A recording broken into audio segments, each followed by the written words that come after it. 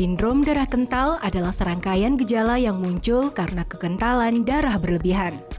Akibat darah terlalu kental, aliran darah ke seluruh tubuh menjadi tidak lancar. Pasokan oksigen ke sel-sel tubuh pun terhambat. Kadar kolesterol yang tinggi dan kebiasaan merokok konon juga berpengaruh dalam pengentalan darah. Sayangnya, pengentalan darah baru bisa diketahui setelah pasien melakukan serangkaian pemeriksaan darah. Hal itulah yang membuat banyak orang tidak mengetahui kalau dirinya menderita sindrom darah kental. Pada sejumlah kecil penderita darah kental, faktor genetik menjadi penyebabnya. Keadaan tersebut meningkatkan risiko terjadinya trombosis atau hambatan di pembuluh darah pada usia muda. Selain itu, gejala terjadinya darah kental terkadang bervariasi, tergantung lokasi penggumpalan darah muncul di dalam tubuh. Darahnya yang banyak lemak. Kalau saya taunya itu ya pembuluh darahnya banyak lemaknya. Gejalanya pusing, habis itu pandangan agak kabur. Ya gejalanya ya cepet capek gitu ya. Pusing. Sering kesemutan gitu ya. Gejalanya paling pusing, terus telinganya berdengung. Biasanya jantung atau stroke juga bisa. Apa Mbak ya? Ya bisa ke jantung karena apa ya? Karena peredaran darah kan nggak lancar gitu Mbak ya. Jantung paling ya, stroke jantung tuh. Darah kental terjadi karena darah mengalami kekurangan trombosit, sehingga zat dalam darah saling menempel satu sama lain dan darah menjadi kental. Kasus darah kental tidak hanya terjadi pada pria, tetapi juga wanita. Banyaknya wanita yang juga terjun ke dunia kerja diduga berhubungan dengan semakin banyaknya wanita yang terkena sindrom darah kental.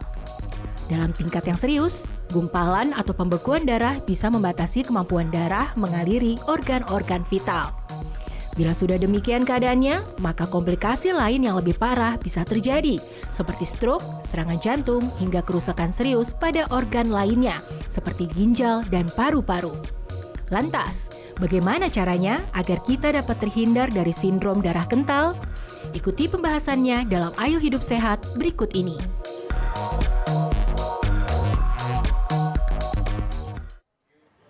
Wow, tadi kalau kita ngomongin tentang pengentalan darah. Sebenarnya itu saya tuh penasaran banget nih dokter. Pengentalan ini sama nggak sih sebenarnya penggumpalan dan pengentalan darah? Oke, jadi ini memang banyak ya, kita kan sering banget nih dengar orang suka, aku tuh ada pengentalan darah nih, perlu pengencer darah nggak? Terus ada yang bilang, itu orang ini waktu itu ada penggumpalan darah loh, dikasih pengencer darah. Nah sebetulnya dua hal itu tuh adalah hal yang berbeda namun penyebabnya tuh sama. Jadi gini, awalnya biang keroknya itu adalah pengentalan darah. Jadi orang itu bisa darahnya tuh lebih kental dibandingkan orang yang normal. Karena dia lebih kental sehingga dia dapat menyebabkan penggumpalan darah. Gitu, tapi bukan berarti orang yang ada, ya kebanyakan ya orang yang ada penggumpalan darah dia memang mempunyai darah yang konsistensinya lebih kental dibandingkan orang yang normal. Oke, ini kita punya mitos atau fakta nih dok, seperti biasa mengenai pengentalan darah sendiri. Nah ini yang pertama adalah pengentalan darah sendiri ini meningkatkan resiko penyakit jantung. Fakta atau mitos? Dok? Oke, itu fakta ya, fakta banget nih. Fakta banget, kenapa tuh dok? Oke, jadi gini, jadi mekanisme terjadinya penyakit jantung, kita bicarakan di sini penyakit jantung itu penyakit jantung ke arah koroner ya. Koroner itu pembuluh darah yang ngasih makan di jantung ya, seperti yang dilihat. Nah terus di pembuluh darah itu ada penggumpalan darah. Nah itu yang seperti kita lihat di TV nih.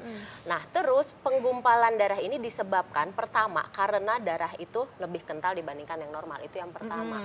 Yang kedua dia ada tumpukan atau kita sebut aterosklerosis, yaitu pengendapan lemak di dalam dinding pembuluh darah yang menyebabkan pembuluh darah ini lebih sempit kecil ya? Dibandingkan orang normal, atau kita sebut plak atau timbunan lemak di dalam pembuluh darah yang kalau pecah itu bisa jadi serangan jantung. Nah, serem ya dokter iya, ya? serem dong. Nah terus udah gitu jadi dia memang salah satu faktor resiko yang dapat mempermudah terjadinya serangan jantung, kurang lebih seperti itu. Nah dokter, ini juga ada fakta mitos juga nih dokter ya. Ini buat orang-orang yang sering merokok nih, wah ini serem nih. Waduh. Nah sebenarnya bener nggak sih pengentalan darah ini tuh disebabkan nikotin yang nikotin dalam darah? Ini gimana nih dokter? Oke, jadi ini sebetulnya mitos ya. Jadi memang orang merokok itu dapat menyebabkan serangan jantung. Cuman nikotin ini sendiri efeknya dia bukan menambah darah itu semakin kental, itu bukan. Jadi efek nikotin itu dia adalah merusak endotel atau lapisan dalam dinding pembuluh darah. Nah, jadi dia merusak dinding pembuluh darah sehingga pembuluh darah itu jadi gampang ditempel, dimasukin sama kolesterol yang wirawiri di dalam pembuluh darah, di dalam darah nih. Nah, jadi dia justru nikotin ini merusak si dinding pembuluh darah, bukannya dia bikin darah itu jadi kental. Gitu. Tetap aja efeknya jelek, harus diingat ya, efeknya nggak bagus meskipun nggak bikin kental, tapi dia tetap merusak dan dapat menyebabkan serangan jantung. Oke dok. Ya semuanya kalau Kan? jadi ini nggak ada hubungannya ya dengan nikotin dengan pengentalan darah ya dokter ya? Dengan pengentalan tidak, Tidak tapi dengan ada. penyakit jantung pasti. Oke. Nih pengentalan darah nih dok, ini katanya disebabkan oleh menumpuknya lemak darah.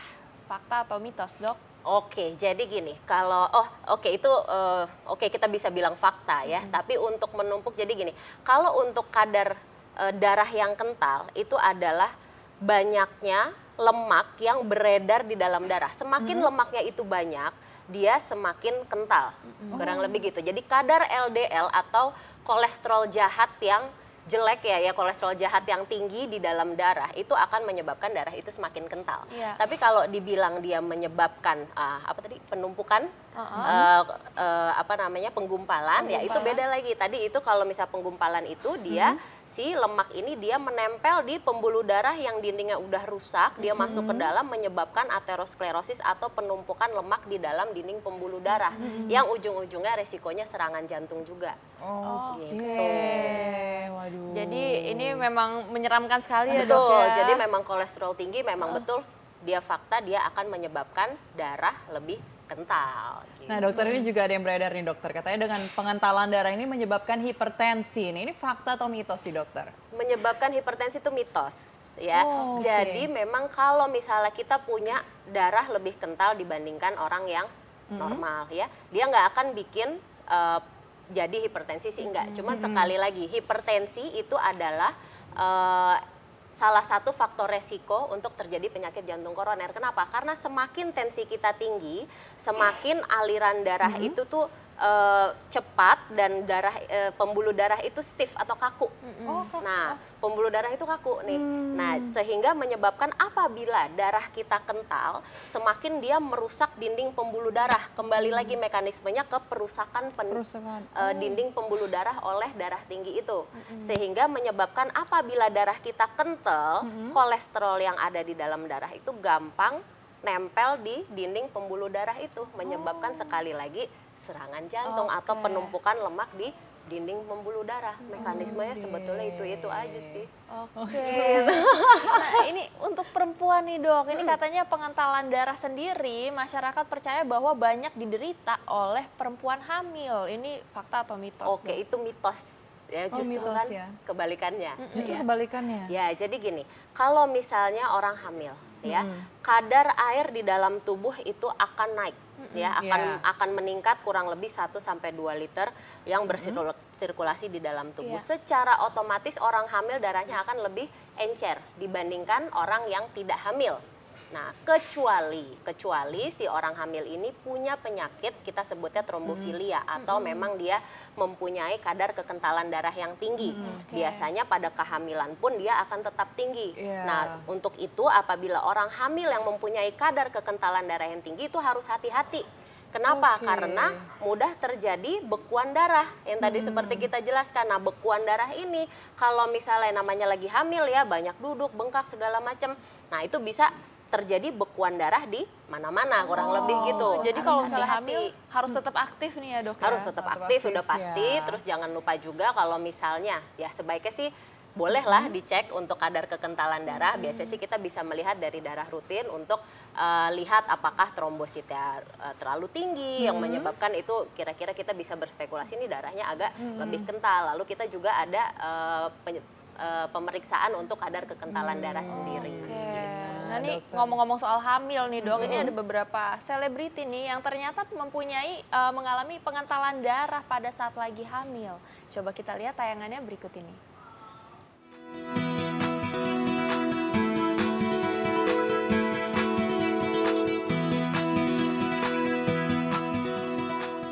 Pemirsa, trombofilia atau lebih dikenal dengan pengentalan darah bisa menyerang siapa saja, tak terkecuali ibu hamil. Ada beberapa faktor yang menjadi penyebab terjadinya pengentalan darah, seperti kekurangan trombosit, kurangnya berolahraga, ataupun riwayat keturunan. Nah, berikut ini adalah beberapa selebriti yang pernah mengalami pengentalan darah saat mengandung buah hatinya. Pertama, ada Ashanti. Istri dari Anang Hermansyah ini pernah mengalami pengentalan darah saat mengandung anak pertamanya. Pengentalan darah tersebut membuat nutrisi yang seharusnya masuk ke dalam janin terhambat.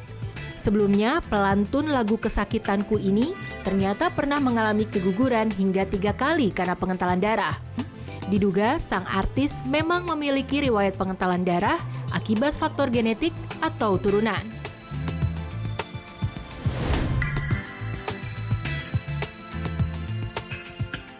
Selanjutnya ada Baby Margareta. Selebriti yang memulai karirnya sebagai model ini juga mengalami pengentalan darah saat mengandung anak pertamanya. Pengentalan darah terjadi ketika usia kandungan Margareta memasuki 6 bulan. Untuk mengatasi pengentalan darah tersebut, ia diharuskan banyak meminum air putih.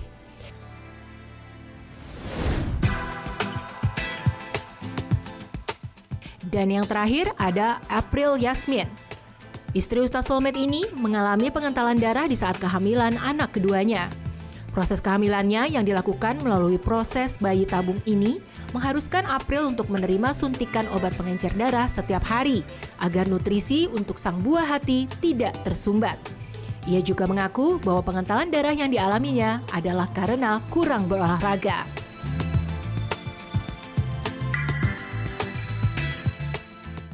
Wah, ternyata banyak ya yang maksudnya pada saat hamil dia menderita pengentalan darah ini. Sebenarnya tuh bahaya nggak sih dokter? Bahaya untuk ibu atau bayinya atau bahkan untuk keduanya? Oke, pastinya kalau misalnya yang namanya nggak normal pasti ada bahayanya ya.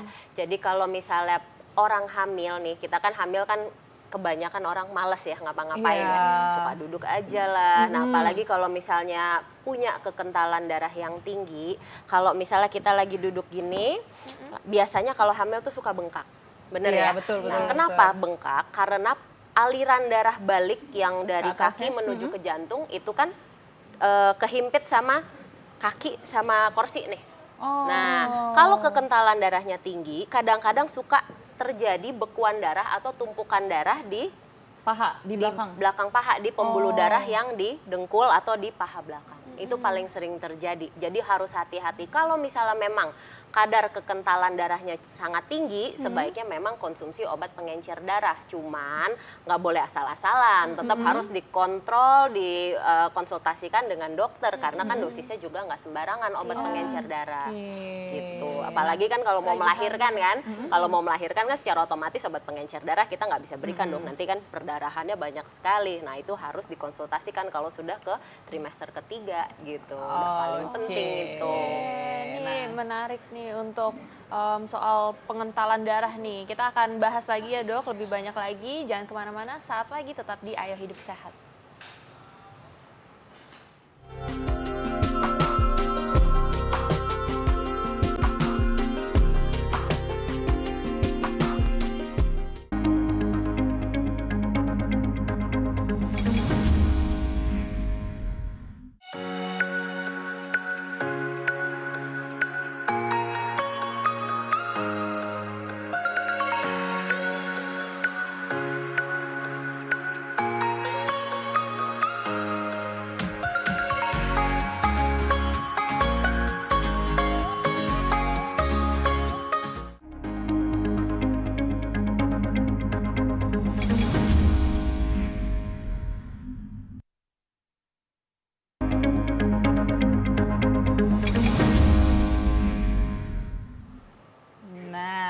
kita akan ngobrol lagi nih ya dengan dokter. Nah, tentang pengentalan dan pengentalan darah ya dokter. Ya, kalau kita ngomongin pengentalan darah, sebenarnya itu penyebabnya pengentalan darah sendiri itu apa sih? Apa karena kita kurang minum atau karena apa nih dokter?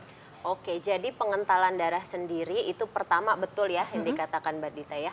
Jadi kita adalah kondisi dehidrasi atau kita kekurangan cairan. Nah, itu bisa bikin darah bisa kita banget kental. ya? Bisa banget. Makanya pernah nggak? Mungkin kapan check up ke rumah sakit, Oh ya, diambil waktu darah. ambil darah nih ya. Kok susah ya keluar terus, udah Mbak, minum dulu.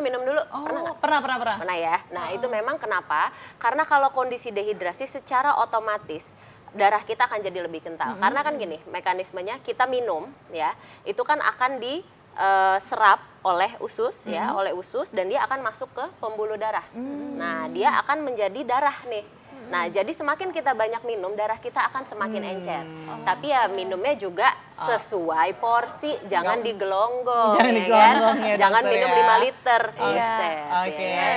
Ini berhubungan nih dengan fakta atau mitos kita yang katanya kalau misalnya pengentalan darah ini dapat dicegah dengan konsumsi air putih. Oke. Berarti fakta ya dok ya? Berarti ini fakta, ini benar sekali. Kalau makanya kan kita pernah sering dengar ya, kalau misalnya minum sebaiknya sehari minimal 2 liter, Iya. pernah dengar ya, atau 8 gelas sehari. Nah itu memang bagus sekali ya.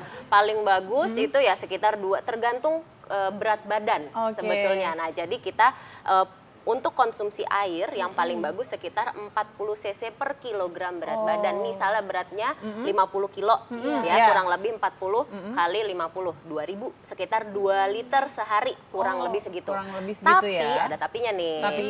Khusus orang sakit jantung. Nah, ini kan pernah denger ya, Iya, nggak boleh banyak air ya dokter ya? betul sekali. Karena orang kadang-kadang, apalagi kita sebutnya orang dengan pembengkakan jantung. Misalnya pernah dengar orang, kenapa sakit jantung apa? Jantungnya bengkak nih, Iya. jadi suka sesek, suka bengkak kakinya, perutnya buncit.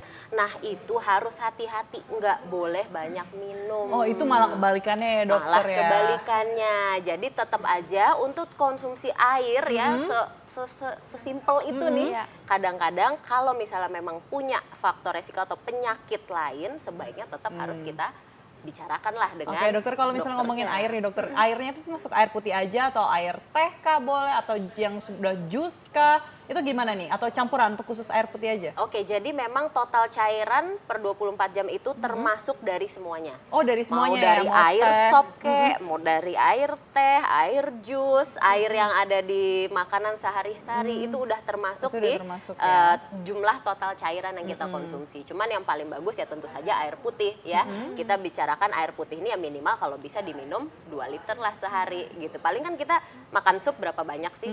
Paling kan sedikit kan. Ya minum jus sehari ya paling segelas kan. Nah, jadi kan paling bagus lah, yang paling bagus yang dia kita bilang konsistensinya paling dapat menyebabkan kita kondisi tidak dehidrasi dan darah itu tidak terlalu kental. Oke, nah ini ada fakta mitos nih dokter ya, katanya yang selanjutnya. Tapi kita tadi udah bahas nih di awal banget sebenarnya. Nah tapi pengen lebih detail lagi kalau kita nih tentang pengentalan darah ini itu meningkatkan resiko penggumpalan darah nih pada pembuluh darah. Berarti ini fakta atau mitos? Ini Betul ya? fakta sekali. ya? Betul. Oke. Jadi kalau misalnya penggumpalan darah pada pembuluh darah itu kita, yang tadi saya udah jelaskan ya, itu adalah penumpukan lemak di dalam pembuluh darah yang dapat disebabkan pertama karena dinding pembuluh darahnya rusak, which is disebabkan sama nikotin, sama hipertensi, sama diabetes gitu ya, dan menyebabkan kolesterol atau si darah yang kental ini, terutama kolesterol yang jelek atau LDL atau VLDL itu dapat menempel masuk ke dalam endotel atau dinding pembuluh darah, menyebabkan ada bisul deh kurang lebih jadi tuh di kayak pembuluh darah. timbunan gitu. Jadi kayak timbunan lemak di pembuluh darah yang sewaktu-waktu kalau dia pecah dia dapat menyebabkan serangan jantung. Satu lagi nih, penggumpalan darah yang tadi saya jelaskan, kalau misalnya dia timbulnya di pembuluh darah lain, kayak misalnya tadi di kaki gitu ya. Kalau misalnya kondisi kekentalan darah, kadang nih misalnya kok kaki saya suka bengkak tapi sebelah. Nah, jadi kan kadang ada yang bengkak dua-duanya, ada yang sebelah. Iya, ada yang Nah, sebelah itu nih, dokter. kalau yang cuman sebelah, kadang-kadang kita boleh curiga ke arah adanya penggumpalan darah di pembuluh darah kaki yang bengkak. Nah, kenapa? Karena kadang misalnya gini, kita duduk sukanya begini ya, kaki yang bawah terus secara otomatis akan lebih ditimpa. ya. Betul, Nah, betul. dia akan lebih mudah terjadi gumpalan darah di kaki yang sebelah yang suka kita timpa nih, kurang lebih gitu. Kenapa? Karena dia aliran darah di situ tuh dia nggak loss gitu. Dia Oke. terhimpit, pembuluh darah menjadi lebih kecil, apalagi kalau darahnya kental udah kelar beres. Oke. Gitu. Jadi jangan lupa diperiksa yang udah bengkak-bengkak ya, periksain Iya. semua ya. Oke, nah Dok, ini ada informasi nih untuk masyarakat nih Dok. Ini katanya ada 5 mineral yang dibutuhkan oleh tubuh. Coba kita lihat.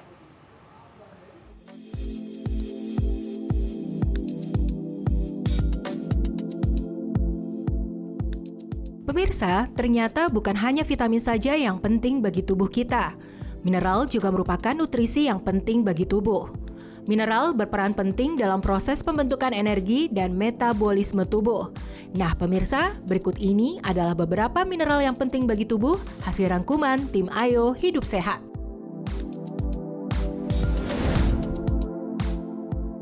Di urutan kelima ada zat besi.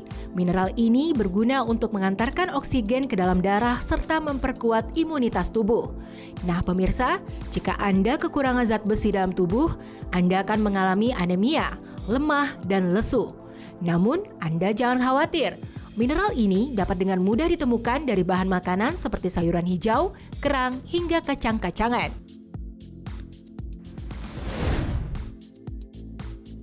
Selanjutnya, di urutan keempat ada zinc. Mineral ini berguna untuk menjaga sistem imun, reproduksi, dan pencernaan. Zinc juga memiliki peran penting bagi tubuh untuk mengatur kekebalan tubuh dan kesuburan, terutama bagi wanita hamil. Bahan makanan yang kaya akan zinc contohnya daging sapi, kambing, kerang, dan keju. Nah, jika Anda kekurangan zinc, maka Anda akan mudah mengalami kelelahan, masalah penglihatan, kerontokan rambut, bahkan kemandulan pada pria.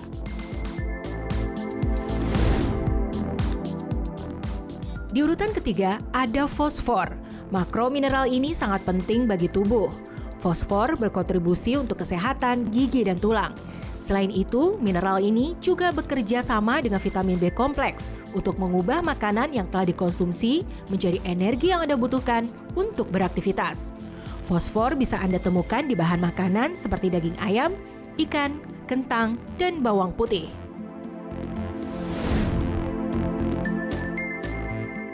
Berada di urutan kedua adalah selenium. Selenium adalah salah satu zat gizi yang penting bagi manusia dan tubuh tak bisa memproduksinya sendiri. Selenium juga merupakan salah satu mineral penting yang mengandung zat-zat antioksidan, sehingga memiliki andil dalam menghambat radikal bebas yang bisa merusak sel-sel dan DNA. Bahkan, selenium juga mampu menunda efek penuaan. Selenium bisa ditemukan di bahan makanan seperti daging ikan, sapi, jamur, telur, dan kedelai. Jika tubuh Anda kekurangan selenium, maka Anda akan mudah mengalami penyakit kardiovaskular seperti jantung, kanker, hingga serangan stroke.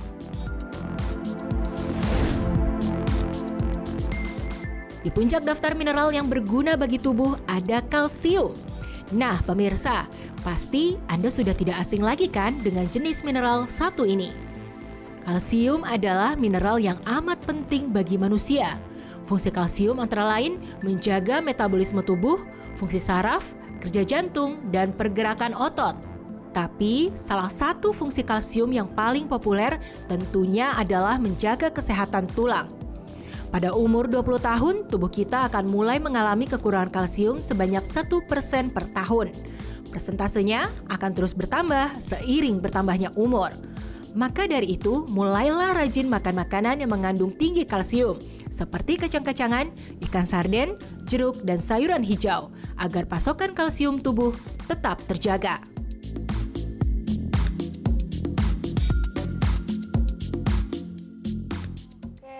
Ini balik lagi nih Dok, soal pengentalan darah tadi nih Dok. Tadi kan udah sempat kita bahas soal air putih kan Dok ya.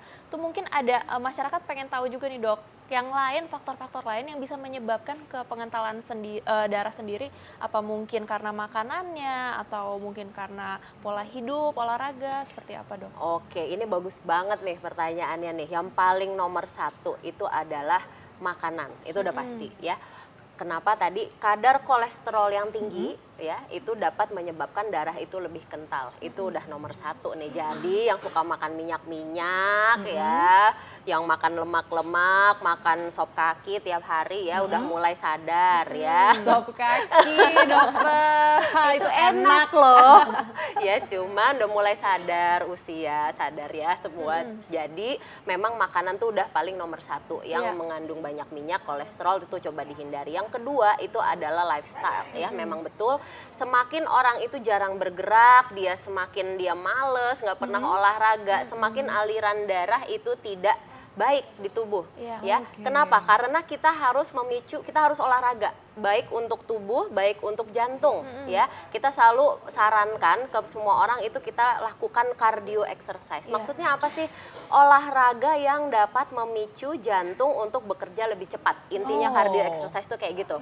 Misalnya boleh dok, tapi saya udah olahraga setiap hari yoga, pilates, itu bagus, itu betul-betul bagus. Tapi tetap setelah yoga, setelah pilates, cobalah lari atau sepeda atau berenang. Jadi harus kombinasi. Harus kombinasi ya. Lari doang nggak pakai yoga, atau yoga ini kan kita kan lebih ke arah kelenturan tubuh, keseimbangan. Itu tentu saja itu sangat bagus sekali. Kalau mau paling bagus banget itu adalah kardio dicampur dengan balancing atau dan fleksibilitas tubuh. Itu paling bagus sekali. Jangan lupa untuk cardio exercise minimal 30 menit 3 sampai 5 kali dalam 1 minggu. Ingat ya, bukan berarti sekali seminggu car free day doang terus habis itu bahagia. Enggak ya. Car free day ditambah minimal 2 kali lagi weekdays harus disempetin. Mau bilang nggak sempet, semua orang nggak sempet. Iya, ya. Disempet-sempetin. Dan 30 menit ya. nih dok ya. 30 menit minimal ya. Minimal cardio exercise-nya belum termasuk pemanasan, pendinginan dan fleksibilitas dan lain-lain. Lumayan juga dong. Lumayan. Kan kita kan ayo hidup sehat. Kita ajak